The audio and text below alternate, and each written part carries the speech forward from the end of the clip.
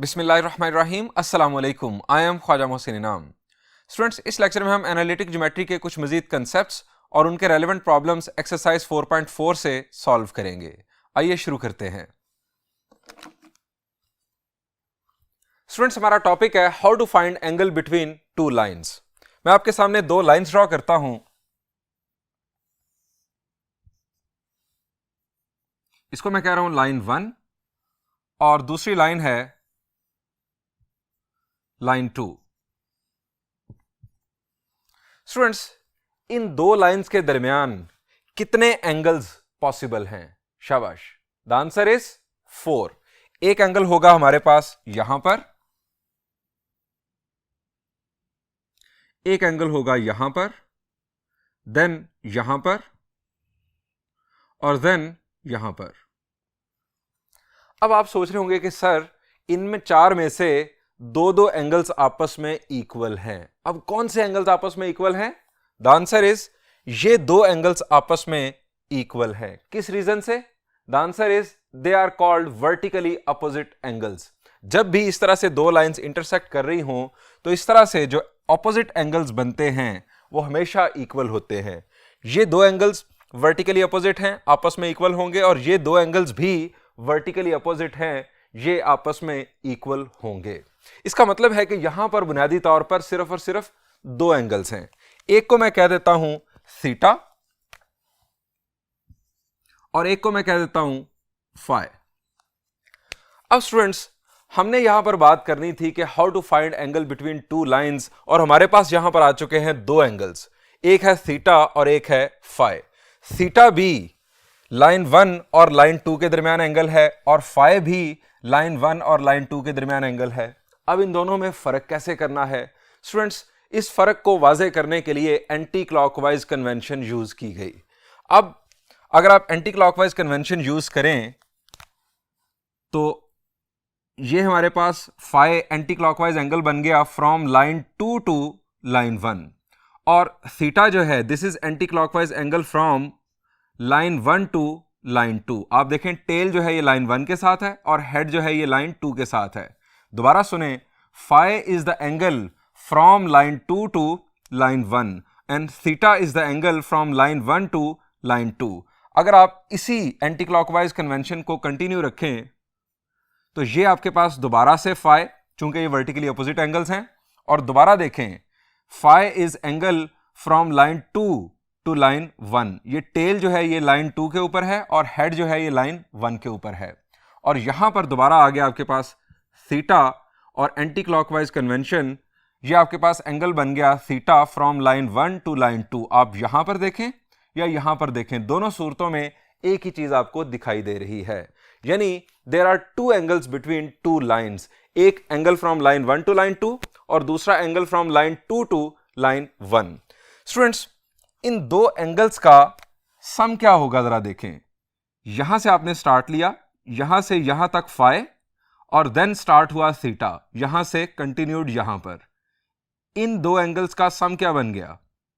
The answer is 180 degrees, यानी theta plus phi या phi plus theta will be equal to 180 degrees.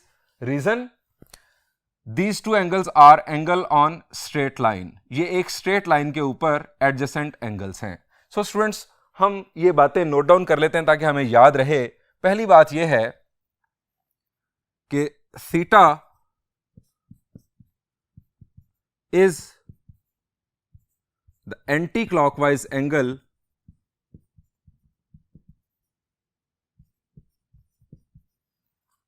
theta is the anti-clockwise angle from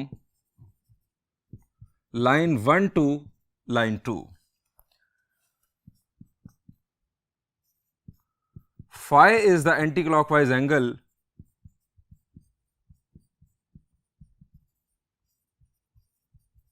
from line 2 to line 1.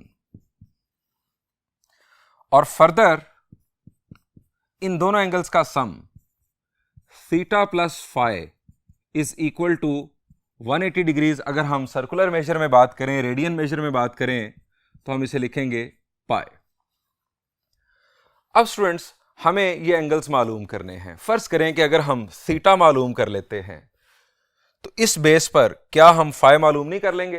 अगर हमारे पास theta की value आ जाए angle from line 1 to line 2, तो हम उसे 180 में से अगर माइनस करेंगे तो हमारे पास फाई की वैल्यू आ जाएगी। अगर आपके पास फाई की वैल्यू आ जाए तो 180 में से अगर आप फाई को माइनस करेंगे तो थीटा की वैल्यू आ जाएगी। यानी हमें इन दोनों में से कोई एक एंगल मालूम करना है। आइए अब डिस्कस करते हैं कि एंगल मालूम करने का फॉर्मूला क्या है और उसकी डेरिवेशन देखते हैं। स्टूडेंट्स, आपकी बुक में पेज नंबर 219 पर थ्योरम है, उसकी स्टेटमेंट है late L1 and L2 be two non-vertical lines. If M1 and M2 are the slopes of L1 and L2 respectively, then the angle theta from line 1 to line 2 is given by। यहां पर हम theta मालूम करने का formula drive कर रहे हैं। Tangent of theta will be equal to M2 minus M1। M2 line 2 की स्लोप और M1 लाइन 1 की स्लोप, और डिनोमिनेटर में 1 plus M1 into M2। Students, इस थ्योरम की स्टेटमेंट में अगर हम गौर करें तो यहां पर लिखा गया है L1 and L2 be two non vertical lines. Students, line 1 और लाइन 2 को नॉन वर्टिकल क्यों होना चाहिए? शाबाश, जरा रिकॉल करें। हमने लाइन की जो डिफरेंट इक्वेशंस पढ़ी वहां पर भी हमने बार बार नॉन वर्टिकल लाइंस की बात की थी। रीजन क्या होता है नॉन वर्टिकल लाइन को कंसिडर करने का? The answer is vertical line की स्लोप हो जाती है अनडिफाइंड। ये vertical line with respect to X Y plane बात की जा रही है, ये बात याद रहे आपको। Vertical line with respect to X Y plane, यानी with respect to X Y plane किसी लाइन को एक्स एक्सिस पर परपेंडिकुलर नहीं होना चाहिए। उस सूरत में होगा क्या? स्लोप हो जाएगी अनडिफाइंड। अगर किसी एक लाइन की भी स्लोप अनडिफाइंड हुई तो फिर आप ये फॉर्मूला यूज नहीं कर सकेंगे। आप M1 या M2 की जगह पर सिर्फ और सिर्फ डिफाइंड स्लोप पुट कर सकते हैं, यानी कोई न्यूमेरिकल वैल्यू स्लोप की पुट कर सकते हैं। आप अनडिफाइंड पुट नहीं कर सकते। अगर आपको ये फॉर्मूला यूज करना है तो दोनों लाइंस नॉन वर्टिकल होनी चाहिए with respect to X Y plane, यानी दोनों लाइंस की स्लोप्स डिफाइन होनी चाहिए। स्टूडेंट्स, ये फॉर्मूला है हमारा थीटा की वैल्यू को कैलकुलेट करने के लिए। आप समझ गए होंगे कि हम इस पर टेंजेंट इनवर्स अप्लाई करेंगे, हमारे पास थीटा की वैल्यू आ जाएगी। अब सवाल यह है कि फाई की वैल्यू कैसे आएगी? एक तो मैंने आपको तरीका बता दिया कि अगर आपके पास थीटा की वैल्यू आ जाए तो आप इस फैक्ट को यूज करें कि ये दोनों एंगल्स सप्लीमेंट्री एंगल्स हैं, यानी इन दोनों का सम 180 डिग्रीज है। आपके पास थीटा की वैल्यू आ जाए, आप 180 डिग्रीज में से थीटा को माइनस करेंगे, आपके पास फाई की वैल्यू आ जाएगी। लेकिन फाई के लिए डायरेक्ट फॉर्मूला क्या होता? तो स्टूडेंट्स, वो भी आपको बता देता हूं। Tangent of phi will be equal to, अब यहां पर फ्रॉम लाइन 1 टू लाइन 2 आप चल रहे हैं, लाइन 1 टू लाइन 2। अब दूसरा एंगल फाई जो है वो है फ्रॉम लाइन 2 टू लाइन 1। उसमें चेंज सिर्फ और सिर्फ ये आएगा कि यहां पर M2 पहले है, वहां पर M1 पहले होगा। M1 माइनस M2 ओवर नीचे चूंकि सम है तो एज इट इज ही रहेगा। अब सवाल यह है कि आपको याद कैसे रहेगा कि किस फार्मूला में M2 पहले आना है और किस फार्मूला में M1 पहले आना है। स्टूडेंट्स, हमारे पास थीटा क्या है? Theta is anti clockwise angle from line 1 to line 2। अब जरा देखिएगा, अगर आप यहां पर एंटी क्लॉकवाइज इस तरह से एक आर्क लगाएं, एंटी क्लॉकवाइज, थीटा क्या है? Anti clockwise. अब यहां से लाइन 1 से लाइन 2 की तरफ थीटा एंगल बन रहा है। अब इस फार्मूला के ऊपर मैंने इस तरह से एंटी क्लॉकवाइज आर्क लगाई तो ये क्या बन गया? M1 to M2। लाइन 1 से लाइन 2 हमारे पास था थीटा, M1 से M2 हमारे पास ये एंटी क्लॉकवाइज आर्क बन रही है। अब फाई क्या है? Phi is angle from line 2 to line 1। यहां पर जरा एंटी क्लॉकवाइज आर्क लगाएं, from slope of line 2 to slope of line 1। ये आपके पास एक इनफैक्ट एक ट्रिक सा बन रहा है ताकि आपको याद रहे कि आप कौन सा एंगल मालूम कर रहे हैं और वो किस तरह से मालूम होगा। स्टूडेंट्स, आइए अब इस फार्मूला की डेरिवेशन देखते हैं। ये स्टूडेंट्स हमारा एक्स वाई प्लेन, इसमें आप देख रहे हैं दो लाइंस, दोनों नॉन वर्टिकल लाइंस हैं with respect to X Y plane. Line 1 का इंक्लिनेशन है अल्फा 1, यानी पॉजिटिव एक्स एक्सिस के साथ लाइन 1 का जो एंगल बन रहा है दैट इज अल्फा 1, और लाइन 2 का जो इंक्लिनेशन है दैट इज अल्फा 2। इसी पैटर्न पर लाइन 1 की स्लोप को हम m1 और लाइन 2 की स्लोप को हम m2 से डिनोट करेंगे। ये बात थ्योरम की स्टेटमेंट में भी बताई गई है। लाइन 1 से लाइन 2 की तरफ एंटी क्लॉकवाइज एंगल जो है दैट इज थीटा, यानी ये जो एंगल है इट इज थीटा। ये भी हमारे पास एंटी क्लॉकवाइज एंगल्स थे और ये भी हमारे पास anti clockwise angle, this is theta. अब स्टूडेंट्स मेरा सवाल आपसे ये है, हमने थीटा मालूम करना है, हम यहां पर कुछ वर्किंग करने जा रहे हैं, कुछ ज्योमेट्री के कंसेप्ट्स यूज करेंगे। मेरा सवाल आपसे ये है कि अगर मैं यहां पर इस तरह से एक हॉरिजॉन्टल लाइन ड्रॉ कर दूं, तो मेरा सवाल आपसे ये है कि ये एंगल क्या होगा, ये एंगल क्या होगा। शाबाश जी, ये दो पैरेलल लाइंस हैं, एक्स एक्सिस और ये लाइन पैरेलल लाइंस हैं। ये है ट्रांसवर्सल, ये लाइन इन दोनों को इंटरसेक्ट कर रही है। अगर ये एंगल अल्फा 1 है तो इसका मतलब है कि ये एंगल भी अल्फा 1 होगा। किस तरह से? These are called corresponding angles. ये एंगल भी अल्फा 1 होगा। अब यही लॉजिक जरा लाइन 2 पर अप्लाई करें। ये हमारे पास एक्स एक्सिस और ये लाइन, ये दोनों आपस में पैरेलल, ये हमारे पास लाइन 2 इन दोनों को इंटरसेक्ट कर रही है। अब ये एंगल अगर अल्फा 2 है तो अल्फा 2 यहां पर कैसे बनेगा? द आंसर इज अल्फा 2 बनेगा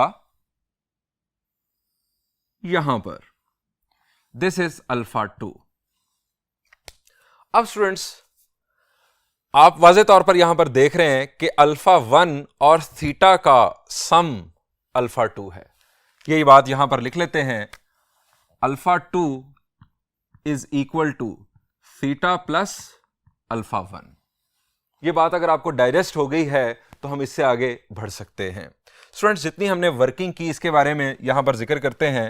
हम यहां लिखेंगे referred to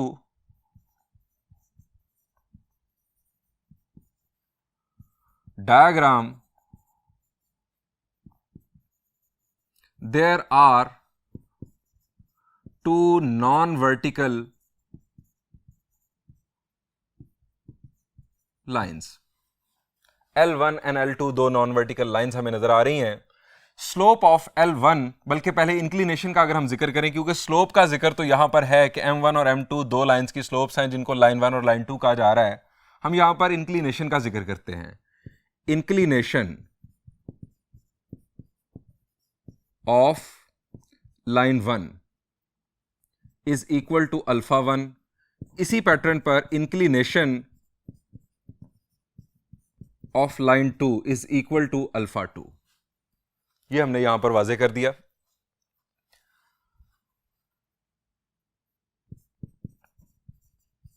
from diagram it is clear that alpha 2 is equal to theta plus alpha 1. Alpha 2 is equal to theta plus alpha 1. हमें मालूम क्या करना है? हमें थीटा की वैल्यू मालूम करनी है। अब थीटा की वैल्यू यहां से अगर हम मालूम करें तो theta will be equal to alpha 2 minus alpha 1। Theta will be equal to alpha 2 minus alpha 1।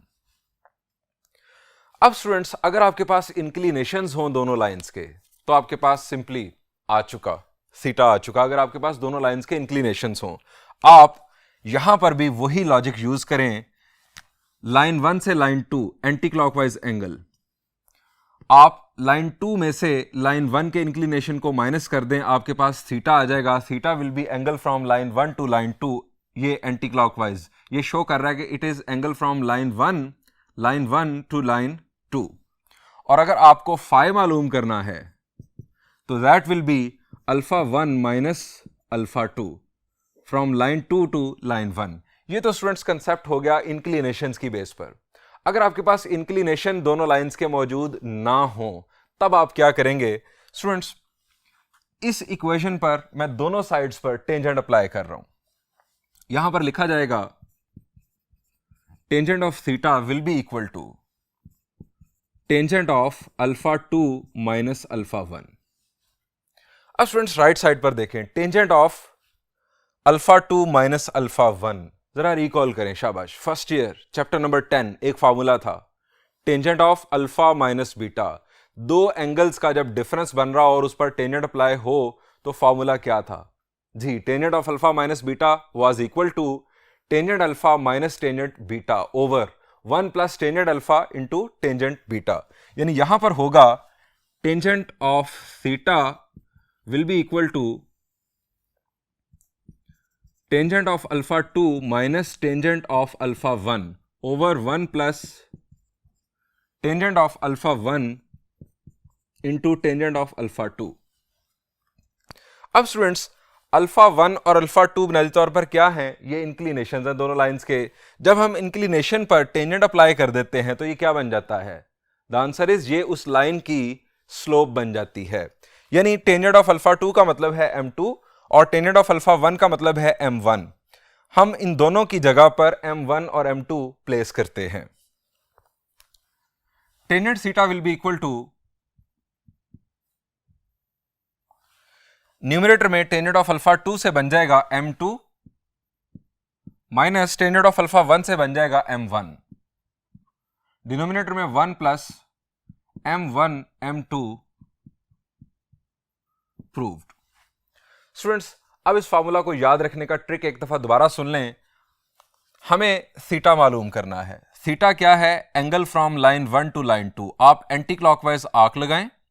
Anti clockwise arc लगाएं तो हेड साइड की स्लोप पहले और टेल साइड की स्लोप बाद में आएगी न्यूमरेटर के अंदर। अगर आप यहां पर भी एंटी क्लॉकवाइज आर्क लगाएंगे तो ये इसके साथ मैच कर रही होगी। यहां पर टेल है लाइन 1 के साथ और यहां पर टेल है m1 के साथ। यहां पर हेड है लाइन 2 के साथ और यहां पर हेड है लाइन 2 की स्लोप m2 के साथ। अब इस फार्मूला का यूज बेसिकली क्या होगा? एक तो सिंपल यूज है कि हम दो लाइंस के दरमियान एंगल मालूम करेंगे, लेकिन इसी कंसेप्ट को यूज करते हुए, इसी फार्मूला को यूज करते हुए हम किसी भी पॉलीगॉन के एंगल्स मालूम कर सकते हैं। पॉलीगॉन यानी ट्रायंगल, क्वाड्रिलेटरल, पेंटागन, हेक्सागन, इनके एंगल्स मालूम कर सकते हैं। फर्ज करें हम बात कर रहे हैं एक ट्रायंगल की, हमें एक ट्रायंगल के एंगल्स मालूम करने हैं। अब फर्ज किया कि मुझे यह एंगल मालूम करना है। आप सिंपली क्या करेंगे? आपने जो एंगल मालूम करना है वहां पर आप एंटी क्लॉकवाइज आर्क लगाएंगे। यह हमारे पास हो गई anti clockwise arc, anti clockwise direction में। अब आपका जो फॉर्मूला बनेगा वो इस तरह से होगा कि अगर मैं इस एंगल को कह देता हूं थीटा, तो यह हमारा फॉर्मूला होगा tangent of theta will be equal to slope of head side, slope of head side, ये साइड जो है ये हमारी हेड साइड है, slope of head side minus slope of tail side over 1 plus slope into head into slope into tail. ये आपका formula बन जाएगा। अगर आपको ये एंगल मालूम करना है तो आप यहां पर एंटी क्लॉकवाइज आर्क लगाएंगे। अब आपकी स्लोप पहले आएगी इस साइड की, इस साइड की स्लोप पहले माइनस इस साइड की स्लोप बाद में। एक और भी ट्रिक सुन लें कि इंग्लिश अल्फाबेट में H पहले आता है और T बाद में। जब आप इस एंगल के लिए या इस एंगल के लिए फॉर्मूला बना रहे होंगे तो सिंपली अगर ये एंगल है सपोज बीटा, तो tangent of beta will be equal to slope of this side, slope of head side minus slope of tail side. यानी MH अगर मैं लिख दूं और यहां पर मैं लिख दूं MT, तो डिनोमिनेटर में कोई मसला नहीं है, वहां पर तो सिंपली आपके पास सम हो रहा है, सो कोई फर्क नहीं पड़ता। ये आपका कंसेप्ट है जो आपको जहन में रखना है। ट्रायंगल, क्वाड्रिलेटरल और पेंटागन एंड सो ऑन तमाम पॉलीगॉन्स के एंगल्स को मालूम करने के लिए। स्टूडेंट्स अब इस फार्मूला की बेस पर हम कुछ फर्दर रिजल्ट्स डिस्कस करते हैं।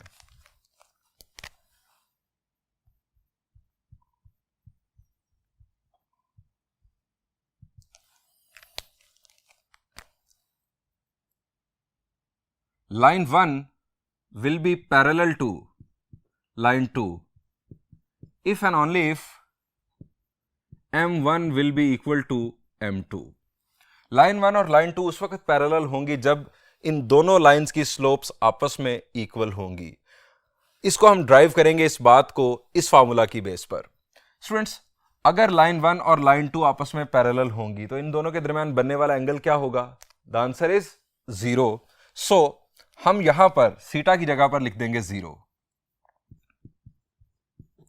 Tangent of 0 will be equal to m2 minus m1 over 1 plus m1 m2। अब टेंजेंट ऑफ 0 क्या होता है? The answer is 0।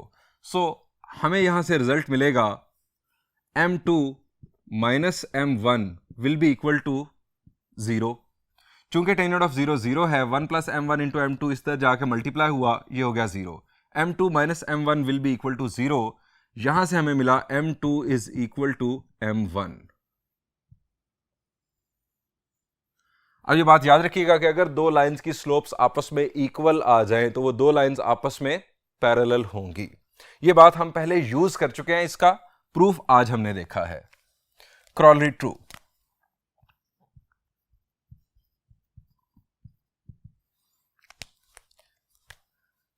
line 1 will be perpendicular to line 2 if 1 plus m1 m2 will be equal to 0। दो lines उस वक्त perpendicular होंगी जब 1 plus m1 into m2 will be equal to 0। अब स्टूडेंट्स, जब दो लाइंस आपस में परपेंडिकुलर होंगी तो उन दोनों के दरमियान बनने वाला एंगल क्या होगा?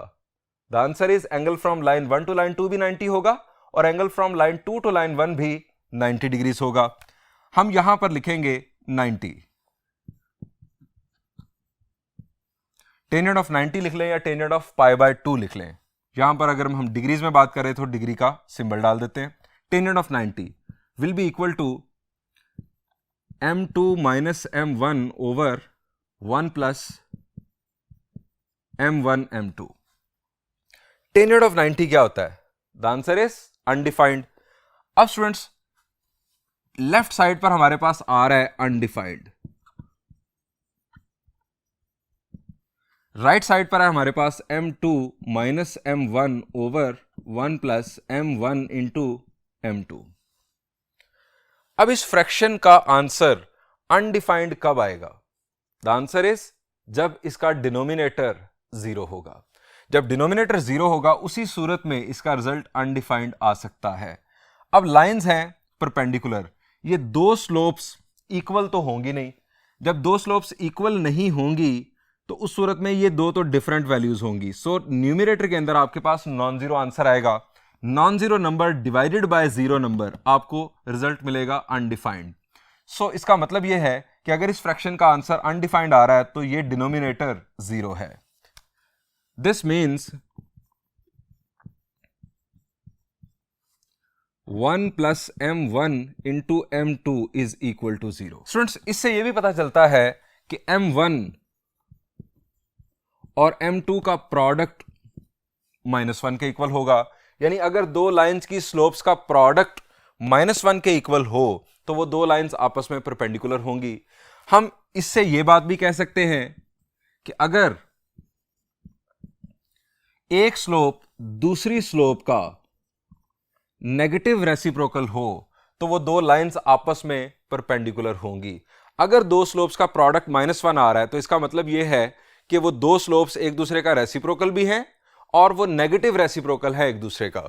सो m1 is equal to -1 over m2। ये भी स्टूडेंट्स हमारे पास एक रिजल्ट आ गया। आप इसको इस शक्ल में देखें, इस शक्ल में देखें या इस शक्ल में देखें। स्टूडेंट्स, ये हमने डिफरेंट रिजल्ट्स निकाल लिए स्लोप्स की बुनियाद पर। स्टूडेंट्स, अगर हमें लाइंस की इक्वेशंस जनरल फॉर्म में गिवन हो तो इन्हीं रिजल्ट्स की शक्ल तब क्या बनेगी, आइए डिस्कस करते हैं।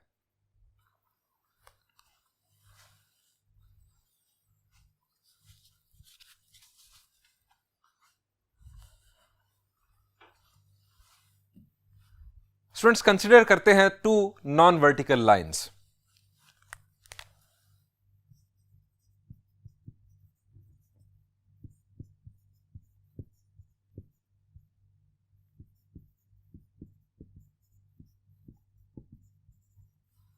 अब non vertical lines with respect to हम एक्स वाई प्लेन बात कर रहे हैं, चूंकि एक्स वाई प्लेन के रेफरेंस से जो लाइन वर्टिकल होगी उसकी स्लोप अनडिफाइंड होगी। हम उन्हीं लाइंस की बात कर रहे हैं जिनकी स्लोप्स डिफाइन हो। लाइन 1 की इक्वेशन है a1x plus b1y plus c1 equal to 0। ये लाइन 1 की जनरल इक्वेशन, और लाइन 2 की जनरल इक्वेशन होगी a2x plus b2y plus c2 is equal to 0।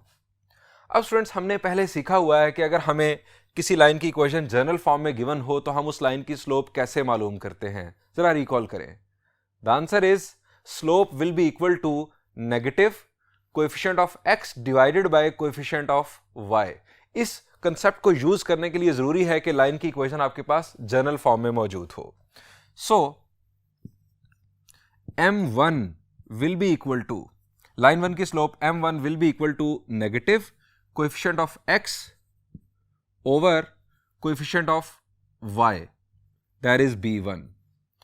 और इसी पैटर्न पर m2 will be equal to negative coefficient of x divided by coefficient of y। अब students, अभी हमने डिस्कस किया कि अगर दो लाइंस आपस में पैरेलल होंगी तो उन दो लाइंस की स्लोप्स आपस में इक्वल होंगी। सो हम पहले बात करेंगे पैरेलल लाइंस की।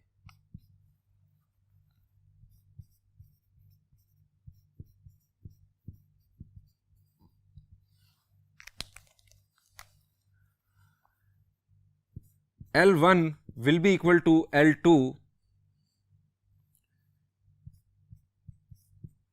then M1 will be equal to M2। अब यहां पर ये वैल्यूज पुट करते हैं और देखते हैं कि इन कोएफिशिएंट्स का आपस में क्या रिलेशन बनता है, क्या एक्सप्रेशन हमारे सामने आता है। M1 की वैल्यू -a1 ओवर b1 और M2 की value -a2 over b2। Students, दोनों तरफ से माइनस कैंसिल होगा। अगर हम क्रॉस मल्टीप्लाई कर दें तो हमारे पास बन जाएगा a1 b2 will be equal to a2 b1। ये हमारे पास एक एक्सप्रेशन बन गया। अगर इन दो लाइंस के कोएफिशिएंट्स के दरमियान ये रिलेशन मौजूद हो तो ये दो लाइंस आपस में पैरेलल होंगी। हम इसे इस तरह से भी लिख सकते हैं, a1 b2 minus a2 b1 is equal to 0। हम इसे a2 b1 minus a1 b2 is equal to 0 भी लिख सकते हैं। हम इस एक्सप्रेशन से एक एक्सप्रेशन ये भी बना सकते हैं, ये माइनस और माइनस कैंसल, आप a2 को इसके नीचे ले आए और b1 को यहां पर ले जाएं। यानी इसी से मैं एक और एक्सप्रेशन बना रहा हूं। ये डिफरेंट एक्सप्रेशंस हैं जो कि ये शो कर रहे हैं कि ये दो लाइंस आपस में पैरेलल होंगी। a1 over a2 will be equal to b1 over b2। Students, ये एक्सप्रेशन प्रैक्टिकली स्पीकिंग सबसे आसान है यूज करना। ये बुनियादी तौर पर है क्या? स्टूडेंट्स, a1 और a2 दोनों लाइंस में x के कोएफिशिएंट्स हैं और b1 और b2 दोनों लाइंस में y के कोएफिशिएंट्स हैं। अब ये हमारे पास बन गई रेशो, यानी दोनों लाइंस के x के कोएफिशिएंट्स के दरमियान रेशो अगर बराबर हो दोनों लाइंस के y के कोएफिशिएंट्स के दरमियान रेशो के, तो वो दो लाइंस आपस में पैरेलल होंगी। आपको एग्जांपल के जरिए बताता हूं। फर्ज करें आपके पास एक लाइन है 2x plus 4y plus 7 is equal to 0 और एक और लाइन है that is 4x plus 8y plus 8 is equal to 0। अब स्टूडेंट्स, x दोनों लाइंस के x के कोएफिशिएंट्स के दरमियान रेशो यहां पर क्या बन रही है? 2:4 और यहां पर है 4:8। क्या ये दोनों रेशोज आपस में इक्वल हैं? The answer is yes. यहां पर 2 1s are 2, 2 2s are 2, यहां पर 4 1s are 1 and 4 2s are 8। दोनों 1:2 हैं। दोनों रेशोज आपस में इक्वल हैं। इसका मतलब है दोनों लाइंस आपस में पैरेलल होंगी। सो स्टूडेंट्स, इसी एक्सप्रेशन से एक और बात भी निकलती है कि अगर ये रेशोज बराबर ना हों तो इसका मतलब ये होगा कि ये दो लाइंस आपस में पैरेलल नहीं है, और अगर पैरेलल नहीं है तो इसका मतलब है इंटरसेक्टिंग है। यानी यहां से ही एक और बात स्पेशल नोट के तौर पर आपको लिखवा रहा हूं। If A1 over A2 will not be equal to B1 over B2, then lines will be intersecting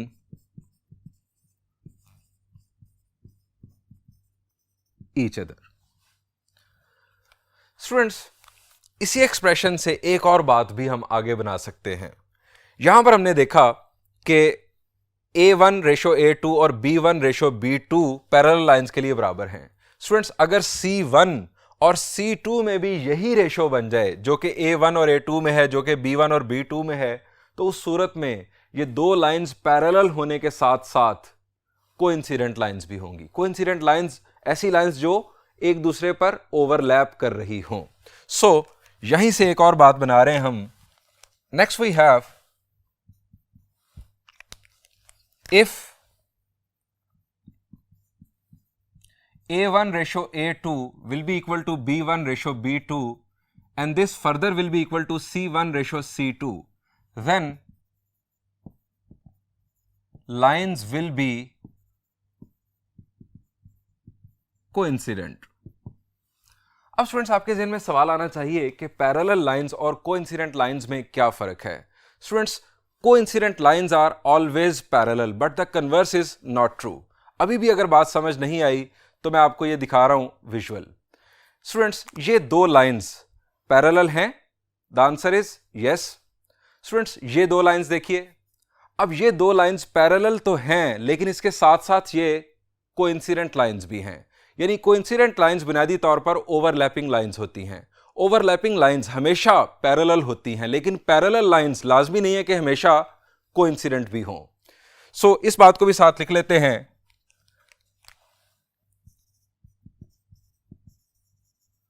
coincident lines are always parallel but the converse is not true. But the converse is not always true. अब students, हम बात करेंगे perpendicular lines की।